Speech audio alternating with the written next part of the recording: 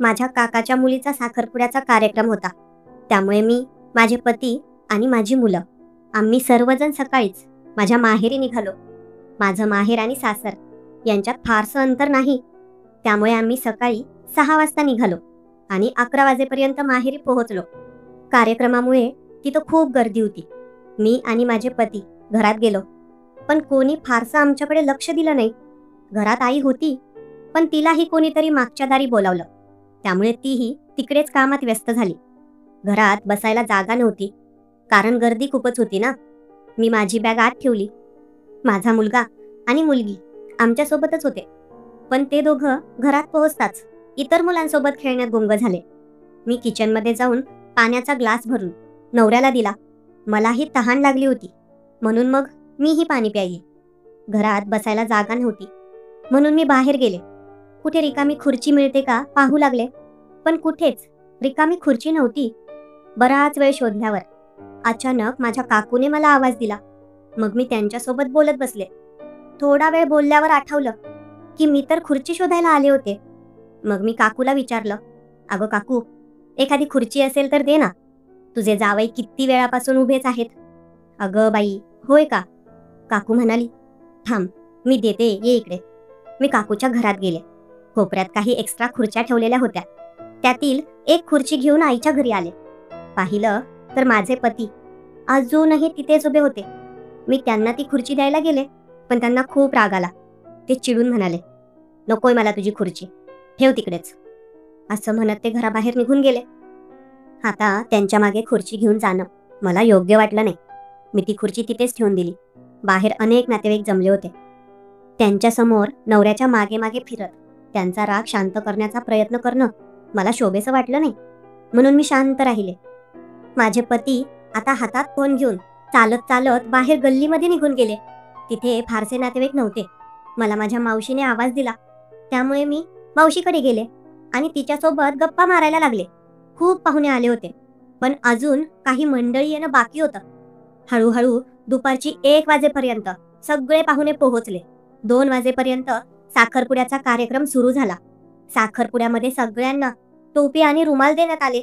मी माझ्या पतीला शोधत होते, कारण त्यांनाही टोपी, रुमाल आणि टिक्का लावायचा होता, पण ते कुठेच दिसलेच नाहीत. इकडे तिकडे जाऊन 2-3 जणांना विचारले, पण कोणीही सांगितलं नाही की ते कुठे आहेत. त्याच्या मोबाईलवर फोन करून पाहिले, पण फोन लागला नाही. एकदा लागला तर व्यस्त असा प्रतिसाद येत होता. नंतर पुन्हा प्रयत्न केला, पण नेटवर्क प्रॉब्लेम असल्याचा आवाज आला. 3:30 वाजेपर्यंत साखरपुड्याचा सर्व कार्यक्रम संपला आणि नंतर जेवणाची तयारी सुरू झाली. माझ्या काकाच्या मुलीला चांगलं स्थळ मिळालं होतं. मुलगा सरकारी नोकरीत होता आणि घरही चांगलं होतं. काकांनी साखरपुड्यात बऱ्याच खर्चाचा प्रयत्न केला होता. सर्व पाहुण्यांना बोलावलं होतं आणि जेवणाची उत्तम सोय करण्यात आली होती. जेवण सुरू झाले, पण मला माझा नवरा दिसतच नव्हता.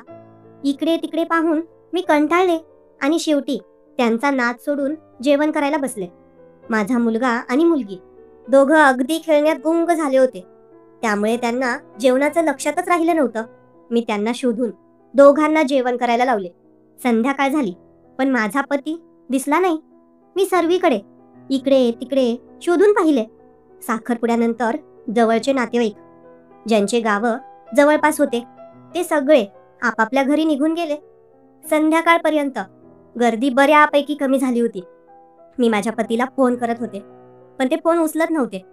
तसेच मी चौकशी केली आणि माझ्या लहान भावालाही त्यांना शोधायला पाठवले. गावात कुठे हॉटेल वगैरेकडे ते गेले की नाही हे तपासण्यासाठी त्याने पाहिले, पण तिथेही त्यांचा काही ठाव ठिकाणा लागला नाही. शेतात गेले असावेत अशीही शक्यता वाटून शेतातही पाहिले, पण तिथेही ते नव्हते. मला खूप चिंता वाटू लागली. बराच वेळ त्यांना कॉल करत राहिले, पण त्यांनी फोन उचलला नाही. संध्याकाळ झाली, 8 वाजले, तरी माझं त्यांच्याशी बोलणे झाले नाही. घरात सर्वांना चिंता वाटू लागली. आईला, माझ्या वडिलांना, भावांना आणि शेजारच्या काही काका काकूंना जे दूर राहतात त्यांनाही कळलं की सुरेखाचा नवरा साखरपुड्याला आला होता, पण तो कुठे गेला आहे हे कोणालाही माहीत नाही. शेवटी मी माझ्या सासरकडे फोन केला. घराला तर कुलूप लागलेलं होतं. आजूबाजूच्या लोकांना विचारलं. त्यांनी मला सांगितलं की माझ्या सासरी माझ्या शेजारी राहणाऱ्या द्वारका काकूंना फोन कर. द्वारका काकूंनी लगेच फोन उचलला. मी त्यांना म्हणाले, अहो काकू, मी सुरेखा बोलते, माहेरी आले. आमचं घर उघडलं आहे की बंद? काकूंनी म्हटलं, अगं सुरेखा, काही नाही, तुझं घर उघडं आहे. घरात कोण आहे? मी म्हणाले, तुझा नवरा आहे का? हो आहे, काही हरकत नाही, असं काकूंनी उत्तर दिलं. फोन ठेवून मी घरात आले. माझी आई विचारू लागली, अगं सुरेखा, जावई बापू कुठे गेले? मी थोडं मुद्दामच आईला सांगितलं, अगं आई, त्यांना महत्वाचं काम होतं, त्यामुळे ते निघून गेलेत. आईने अधिक काही विचारलं नाही, कारण आम्ही सर्व बिझी होतो. आई म्हणाली, बरं सुरेखा, मुलांना बोलव, जेवण करून घेऊया. माझी मोठी बहीण आली होती, तिचे मुलं, भावाचे मुलं, माझी मुलं, सगळे लहान मुलं एकत्र येऊन जेवायला बसले. जेवण झाल्यावर मोठ्यांनी जेवण केले, पण खरं तर माझं मन लागत नव्हतं. माझ्या नवऱ्याला राग आला होता, कदाचित त्यामुळे ते अचानक निघून गेले.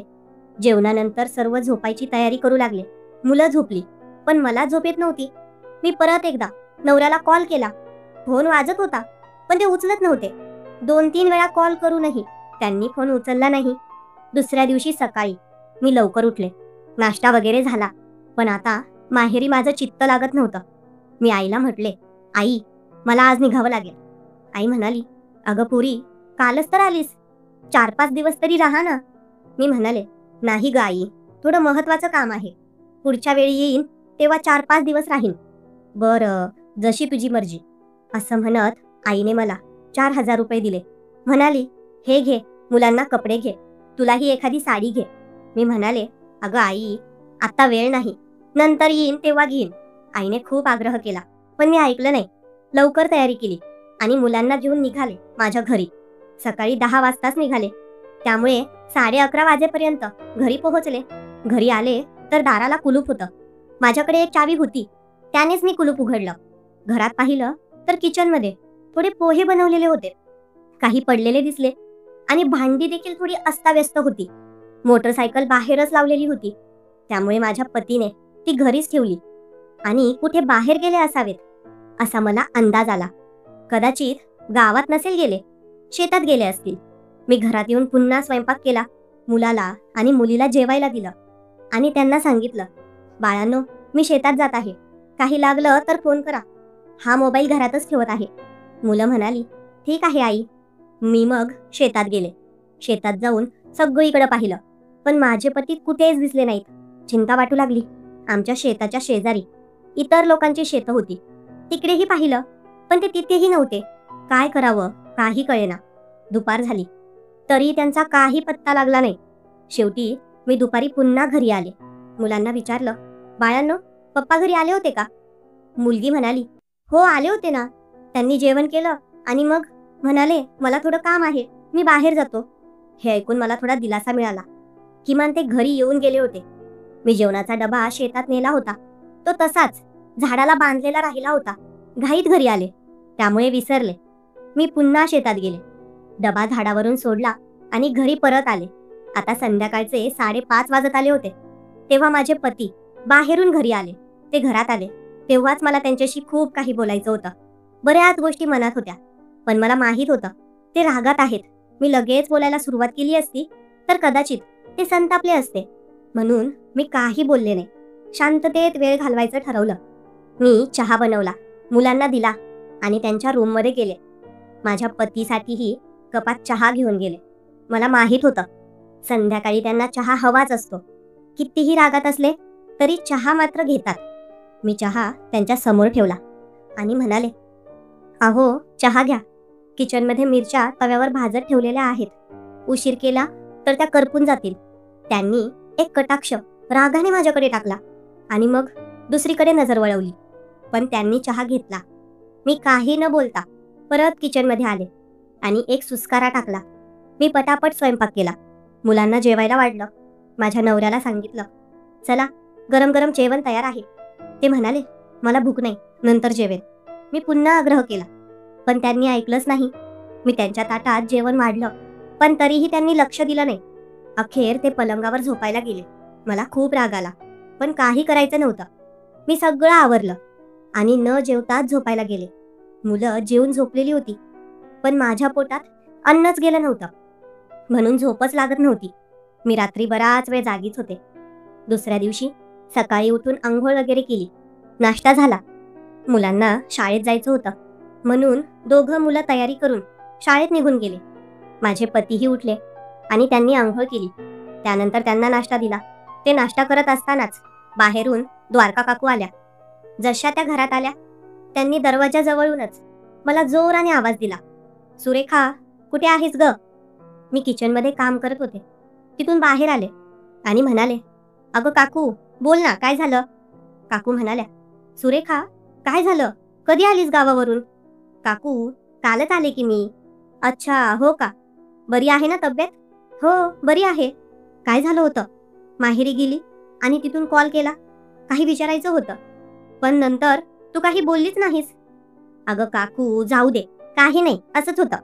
माझे पती आता माझ्याकडे एकटक पाहू लागले. त्यांना कळालं की मी त्यांच्या पाठीमागे द्वारका काकूंना कॉल केला होता जेव्हा ते घरी निघून आले होते. बरं द्वारका काकू, नाश्ता झाला का तुमचा? अगं नाही, आता करायचा आहे. चला मग, मी मस्तपैकी पोहे बनवले आहेत.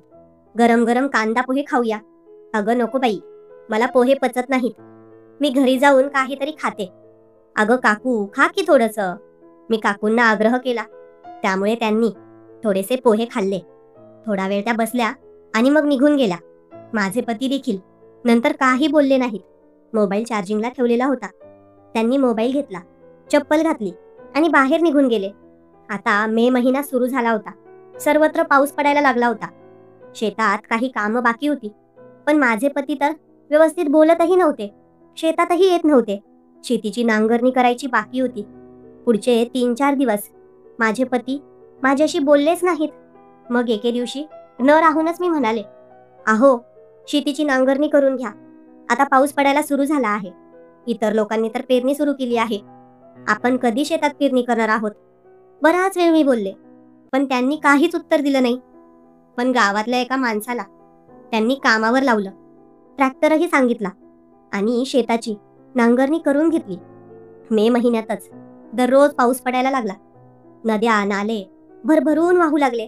आमच्या गावाच्या बाजूला एक धरण आहे. ते धरणही भरले. तसं पाहिलं तर दरवर्षी आम्ही जून महिन्यात पेरणी करायचो, पण यावर्षी माहीत नाही, मे महिन्यातच असा पाऊस सुरू झाला की जणू काही मे महिन्यातच पावसाळा सुरू झाला आहे असं वाटायला लागलं. सर्व लोकांनी मे महिन्यातच पेरण्या सुरू केल्या. मी माझ्या पतीला सांगितलं, आपणही पेरणी करून घेऊया. माझ्या नवऱ्याने काही गावातल्या मजुरांना कामाला बोलावलं. आमची बरीच शेती आहे. काही ठिकाणी ज्वारी पेरली, काही ठिकाणी कपाशी लावली. 2 एकर शेतात डाळिंब आणि 2 एकर शेतात ऊस लावलेला होता. पेरण्या झाल्या.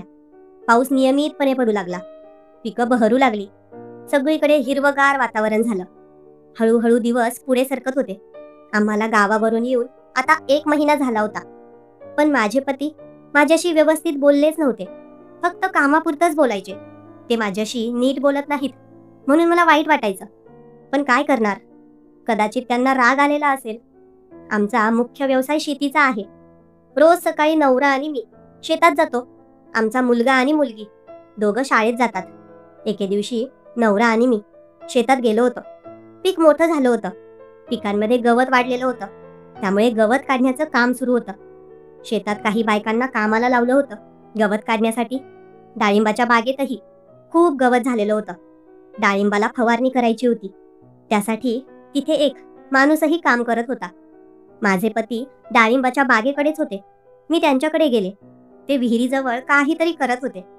मी मुद्दामच त्यांच्या जवळ जाऊन म्हणाले, यावर्षी डाळिंबाची बाग खूप चांगली फुलली आहे.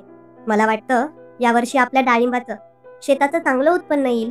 अहो बघा ना, तिकडे कपाशी पण किती छान आहे. गुडघ्यापर्यंत कपाशी झाली आहे. यावर्षी पाऊस पण लवकर आला, नाही का? मी एकटीच बडबड करत होते, पण माझे पती काहीच उत्तर देत नव्हते. अहो काय झालं? तब्येत बरी आहे ना तुमची? मी विचारलं. हो, काय होणार आहे माझ्या तब्येतीला? तुम्ही काही बोलत नाहीत त्यामुळे विचारलं. मी म्हणाले, काय बोलू सांग? काही इच्छा आहे तुझी? काय बोलावं मी? त्यांनी उत्तर दिलं, हा हो, माझं काही चुकलं का? मी विचारलं. नाही, तुझं तर काही चुकलं नाही. माझंच चुकलं. माझं चुकलं, मी तुझ्या माहेरी आलो. तुझ्या काकाच्या मुलीच्या साखरपुड्यासाठी आलो. असं काय बोलत आहात? मग काय बोलू सांग? त्यांनी उत्तर दिलं, अहो, पण काय झालं होतं? तुम्हाला त्या दिवशी साखरपुड्याच्या कार्यक्रमात तुम्ही काही सांगितलं नाहीत आणि तसेच घरी निघून आलात. तिथे सर्व तुमची विचारपूस करत होते. सर्वांना चिंता वाटत होती की तुम्ही अचानक कुठे निघून गेलात म्हणून. मी स्पष्ट केलं, अच्छा, एवढी चिंता आहे तुझ्या माहेरच्यांना जावयाची? त्यांनी विचारलं, हो, मग राहणार नाही का चिंता जावयाची? एवढी चिंता आहे? मग जेव्हा जावई घरी आला त्याला पाणी विचारायचं, त्याला बसण्यासाठी जागा द्यायची, काही किंमत आहे की नाही जावयाची? आपण तुझ्या माहेरी गेलो, मी घरात किती वेळ उभा राहिलो, पण कुणी साधं पाणीही विचारलं नाही. त्यांनी सांगितलं, अच्छा, म्हणून तुम्हाला राग आला का? मी विचारलं, राग नाही येणार तर मग काय?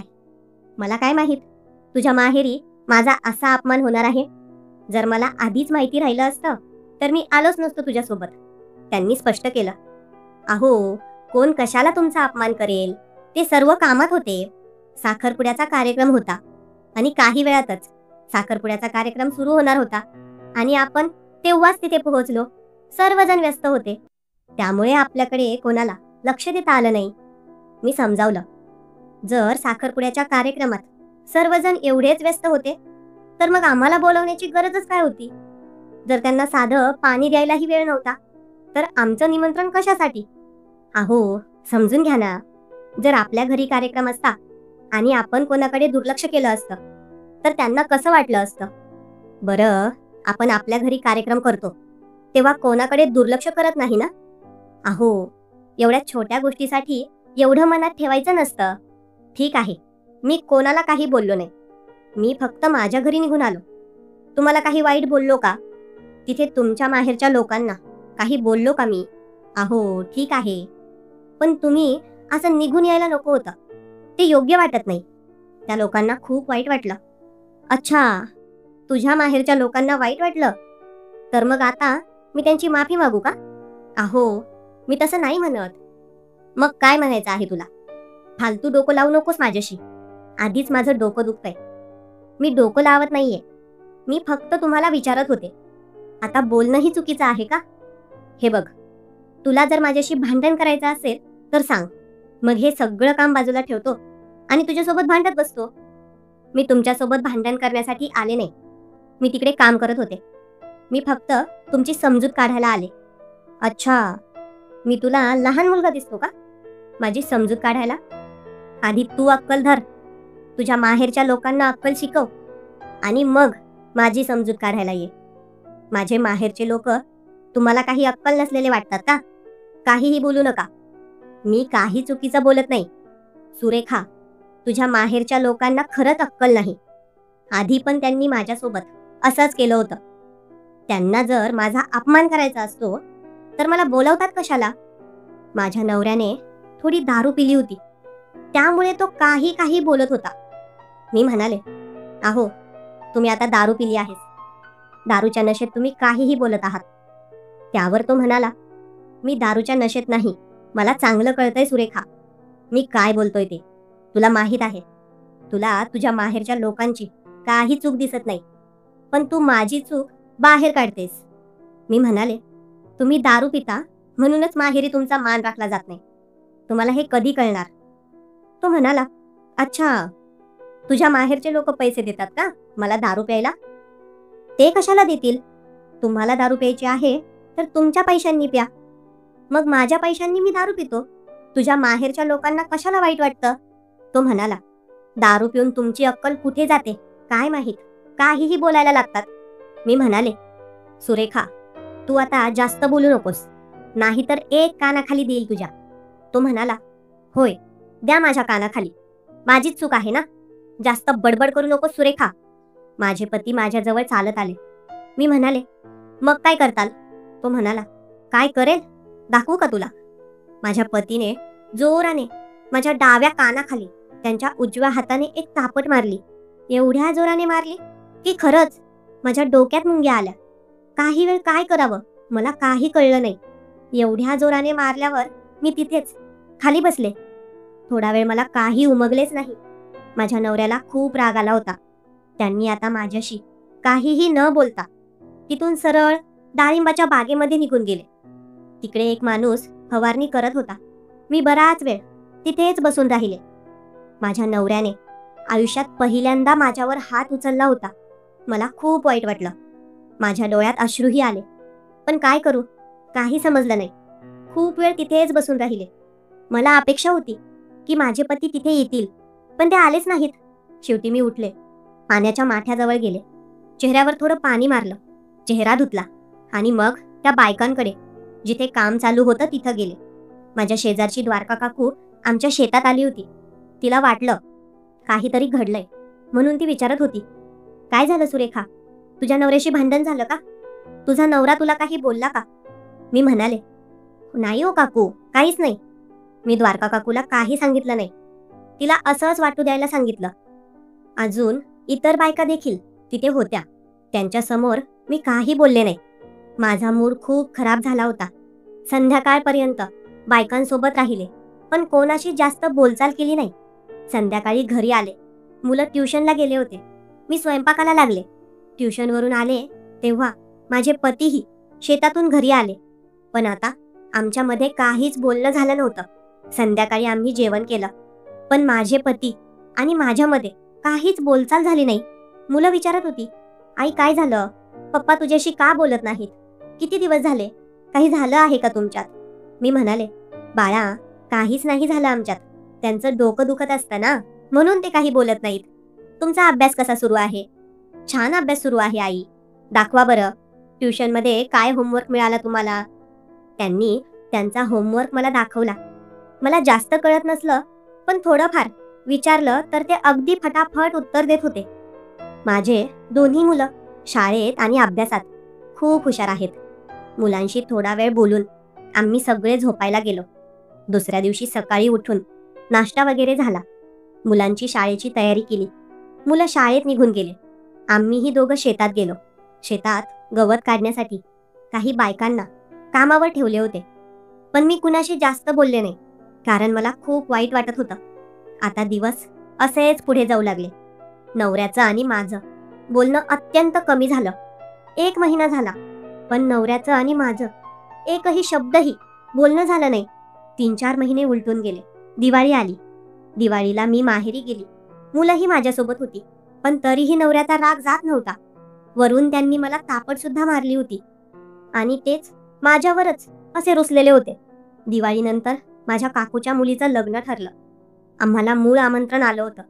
मी ठरवलं होतं की सगळे जाऊन 4-5 दिवस तिथेच राहायचं, पण नवऱ्याने साफ नकार दिला. मी खूप आग्रह केला, पण त्यांनी ठाम निश्चय केला की ते लग्नाला येणार नाहीत. काकाच्या मुलीच्या लग्नाच्या कार्यक्रमात माझं आणि मुलांचं 3ही जण गेलो. नवरा आला नाही. लग्न खूप उत्साहाने पार पडले. माझ्या काका काकूंनी आम्हाला बरेच फोन करून लग्नासाठी येण्यास सांगितलं होतं. मूळ पत्रिका पण पाठवली होती, पण माझा नवरा आला नाही. काका काकूला वाईट वाटलं, पण मी त्यांना सांगितलं की त्यांची तब्येत बरी नाही म्हणून ते आले नाहीत. माझे पती लग्नाला आले नाहीत आणि त्यांनी त्यांच्या मनाप्रमाणेच केलं. मला वाटलं त्यांचा राग शांत झाला असेल, पण तरीही ते माझ्याशी नीट बोलत नव्हते. एकदा मुलांची सहल जाणार होती. मुलगा आणि मुलगी दोघे एका शाळेत होते. त्यांची सहल वेरूळच्या लेण्या बघायला जाणार होती. मुलगा आणि मुलगी दोघं सहलीला गेले. शनिवार आणि रविवार शेतात काही काम नव्हतं, त्यामुळे शनिवारच निघून गेला. पण रविवारच्या दिवशी माझे पती आणि मी आम्ही दोघेच घरात होतो. मुलगा आणि मुलगी घरातच राहतात, त्यामुळे नवऱ्याला आणि मला एकांत वेळ मिळत नाही. पण आता मुलगा आणि मुलगी दोघं सहलीला गेले होते, त्यामुळे आज आम्हाला एकांत वेळ मिळणार होता. याच गोष्टीने माझ्या मनात सकाळपासून हुरहुर निर्माण झाली होती. आज मी छानपैकी साडी घातली होती, पिवळ्या रंगाची, ज्यावर चॉकलेटी रंगाची फुलं होती. मला माहीत होतं की माझ्या नवऱ्याला ही साडी खूप आवडते, त्यामुळेच आज त्याच्या पसंतीची साडी नेसली होती. सकाळी छान स्वयंपाक केला, जेवण वगैरे झालं. दुपारी आम्ही शेतात जाण्याऐवजी घरातच होतो. मला अपेक्षा होती की आज नवऱ्याकडून थोडंसं प्रेम मिळेल. बरेच महिने झाले होते आम्हाला एकटा वेळ मिळालेला नव्हता. माझे पती सोफ्यावर बसून मोबाईल बघत होते. मी एकदा गोदरेज कपाटाजवळ गेली. स्वतःला आरशात पाहिलं. केस थोडे विस्कटलेले होते, व्यवस्थित करून घेतले. साडीचा पदरही नीट जमवला आणि नवऱ्याजवळ गेले. त्यांच्याजवळ जाऊन बसले आणि म्हणाले, अहो काय करत आहात? पण ते काहीच बोलले नाहीत. मी मुद्दाम त्यांच्याजवळ बसले. मला दाखवायचं होतं की मोबाईलमध्ये काय बघत आहेत, पण त्यांनी काही उत्तर दिलं नाही. मी म्हणाले, अहो आज तुमच्या आवडीची साडी नेसली आहे, बघा ना कशी दिसते मला. त्यांनी एकदा माझ्याकडे पाहिलं आणि म्हणाले, हा बरी दिसते. मी एक हात नवऱ्याच्या हातावर ठेवला.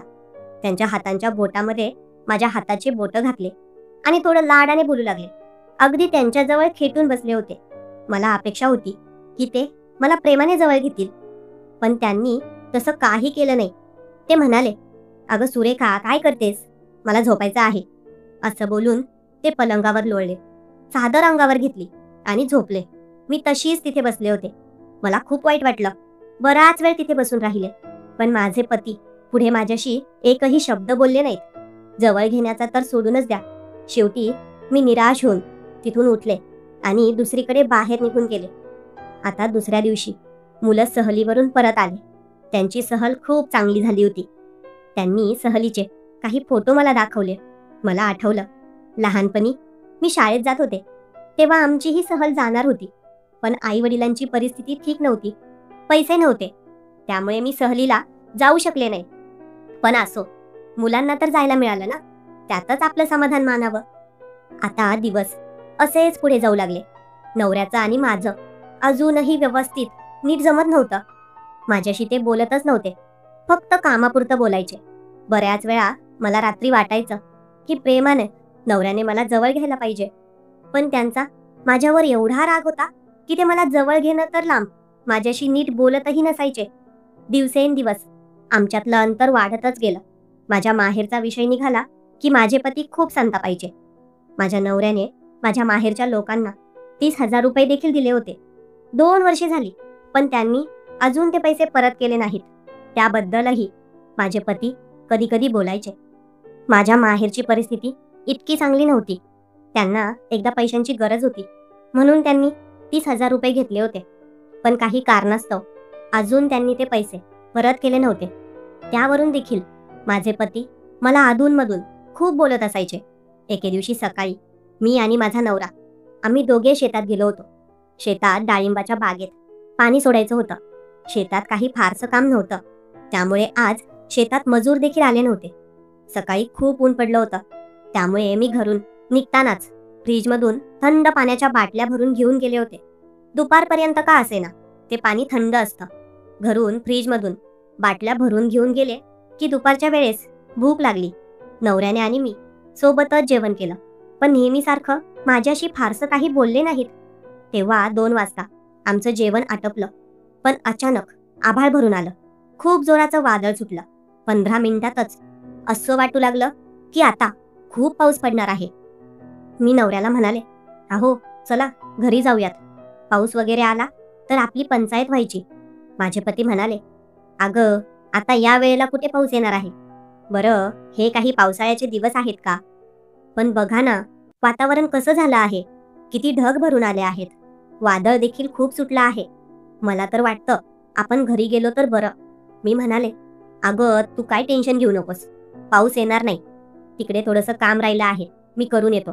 तुला जायचं असेल तर जा घरी. बरं जाऊ द्या, सोबतच जाऊ. मी म्हणाले. माझे पती तिकडे डाळिंबाच्या शेताकडे निघून गेले. मी तिथेच विहिरीजवळ थांबले. जोराने वादळ आणि विजांचा आवाज देखील येऊ लागला.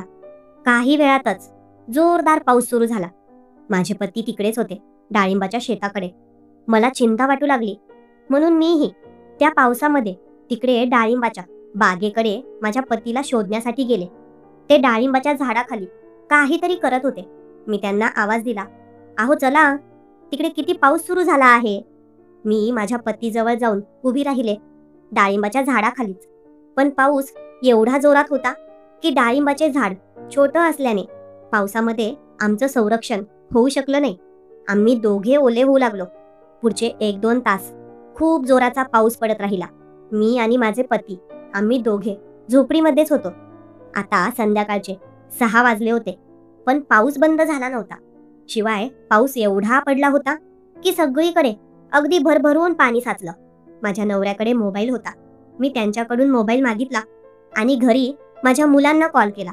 दोघं मुलं घरी होते. त्यांना आमची चिंता वाटू लागली होती. मी माझ्या मुलीला सांगितले, अगं बेटा, टेन्शन नको घेऊ. आम्ही दोघं शेतात झोपडीमध्ये अगदी सुखरूप आहोत. तुम्ही दोघं काहीतरी खाऊन घ्या. थोड्या वेळाने पाऊस बंद होईल, मग आम्ही घरी येऊ. तेवढ्यात माझे पती म्हणाले, अगं कसं काय घरी जाणार? नदीला पूर आला असेल. खूप पाऊस पडला आहे. जोपर्यंत पूर ओसरत नाही तोपर्यंत आपल्याला घरी जाता येणार नाही. हा हो, नदीला पूर आला असेल हे तर माझ्या लक्षातच राहिलं नाही. बघा, मी माझ्या मुलीला सर्व समजावून सांगितलं आणि फोन कट केला. आता रात्रीचे 8 वाजले असतील. आम्ही दोघे झोपडीतच होतो. पाऊस बंद झाला, पण काही वेळाने परत सुरू झाला. आम्हाला घरी जाता आलं नाही, कारण मध्ये एक नदी आहे आणि नदीला पूर आला होता. त्यामुळे आम्हाला शेतातच रात्रभर थांबावं लागणार होतं. मी परत एकदा माझ्या मुलांना घरी कॉल केला.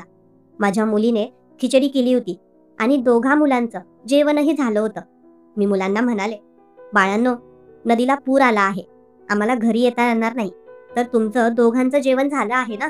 मग आतून दरवाजा आणि खिडक्या व्यवस्थित बंद करून झोपून जा. हो ठीक आहे आई. मग मी फोन कट केला. आता हळूहळू रात्र वाढत राहिली. आमच्या अंगावरचे कपडे काहीसे वाळले होते, पण आमच्या अंगातली थंडी अजूनही कमी होत नव्हती.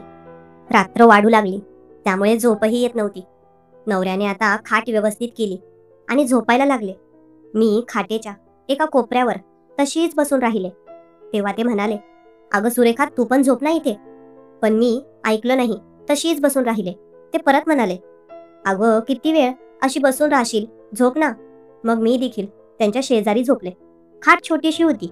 छोटी खाट असल्यामुळे आम्ही दोघे अगदी एकमेकांच्या जवळच झोपलो. आम्हाला थंडीही वाजत होती. तेव्हा नवऱ्याने माझ्या अंगावर हात ठेवला आणि मला अगदी जवळ घेतलं. ते म्हणाले, सुरेखा, आपल्याला आता पूर्ण रात्रभर इथं थांबायचं आहे, तर एकमेकांचा सहारा घेणं गरजेचं आहे. असं म्हणून त्यांनी माझ्या ओठावर ओठ ठेवले आणि एक हात माझ्या कमरेवर ठेवून मला अजून जवळ घेतलं. मी देखील नवऱ्याला मिठी मारली.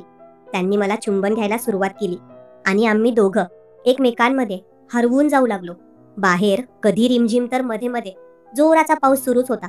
त्या रात्री आम्ही दोघांनी एकमेकांना भरभरून प्रेम केलं. सकाळी जेव्हा जाग आली तेव्हा ऊन पडलं होतं. जाग आल्यानंतर सकाळी आम्ही झोपडीच्या बाहेर आलो. मग माझ्या नवऱ्याने परत मला प्रेमाने जवळ घेतलं आणि माझ्या कपाळावर चुंबन केलं. मी नवऱ्याला म्हणाले, अहो, किती दिवसांपासून तुम्ही माझ्यावर रागावले आहात. व्यवस्थित बोलतही नाहीत. काय झालं आहे तुम्हाला? काही नाही ग.